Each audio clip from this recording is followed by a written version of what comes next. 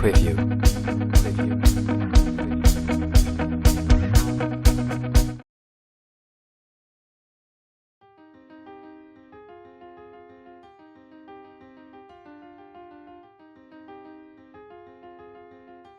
Je vais vous montrer aujourd'hui comment réaliser une boîte garnie de fleurs fraîches. Pour cela, j'ai choisi une boîte en forme de cœur, mais vous pouvez bien évidemment choisir une boîte en forme ronde ou carrée comme vous le souhaitez, et évidemment plus grande ou plus petite selon votre budget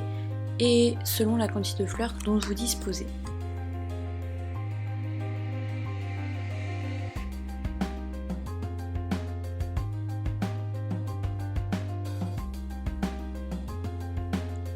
La première étape de notre réalisation sera sûrement la plus importante car il s'agit de l'étanchéité de notre boîte.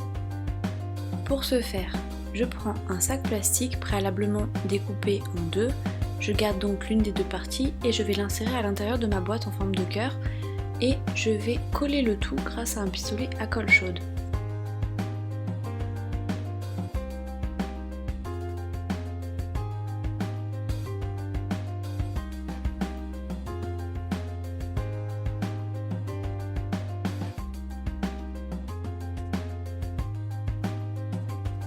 Une fois que le plastique est bien en place à l'intérieur de ma boîte, je peux découper les bords qui dépassent.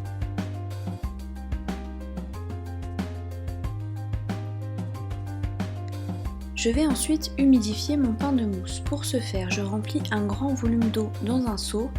et je pose le pain de mousse qui va couler tout seul une fois qu'il aura absorbé l'eau dont il a besoin. Une fois le bloc de mousse mouillé, nous pouvons faire une empreinte avec la boîte sur le bloc de mousse pour déterminer approximativement la quantité dont nous allons avoir besoin. Nous passons ensuite au découpage, donc vous pouvez le faire avec un couteau à cuisine, un couteau à pain par exemple, c'est très pratique. Bon, moi je le fais à la serpette, mais c'est vrai que c'est moins évident avec un petit couteau plutôt qu'un gros. Il y a plusieurs façons de travailler ces boîtes, c'est-à-dire que moi j'ai choisi de travailler en volume, donc j'ai coupé le pain de mousse à ras de la boîte, vraiment pour travailler à l'extérieur de la boîte, mais tout en suivant tout de même la forme pour garder cette forme de cœur. Mais vous pouvez également travailler à l'intérieur, donc couper le pain de mousse vraiment à moitié de la boîte et que vos fleurs soient appliquées, qu'elles arrivent en fait à ras de la boîte, donc pour pouvoir même la fermer si vous voulez créer un effet de surprise en l'offrant vraiment fermé et ça peut être vraiment très sympa aussi. Donc je commence par couper mes fleurs, j'essaye de les couper au maximum à la serpette parce que c'est vrai que la serpette ça permet de biseauter bien les tiges des fleurs, qu'elles aient une plus grande surface d'absorption et que de ce fait elles durent plus longtemps tout simplement. Donc après faites comme vous pouvez, si vous n'avez qu'un sécateur, faites-le au sécateur, c'est pas bien grave, mais c'est vrai que ça a tendance à un peu plus pincer les tiges et de ce fait ça abîme un peu plus les tiges que la serpette. Au niveau du piquage, donc vous allez piquer les grosses fleurs vraiment à cul, donc à ras de la mousse, vous les posez sur la mousse,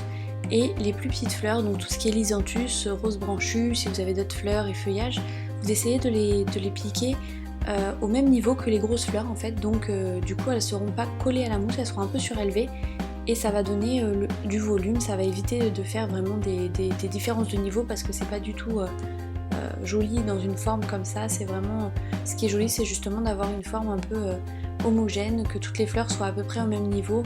et c'est vraiment la forme différente des fleurs qui va donner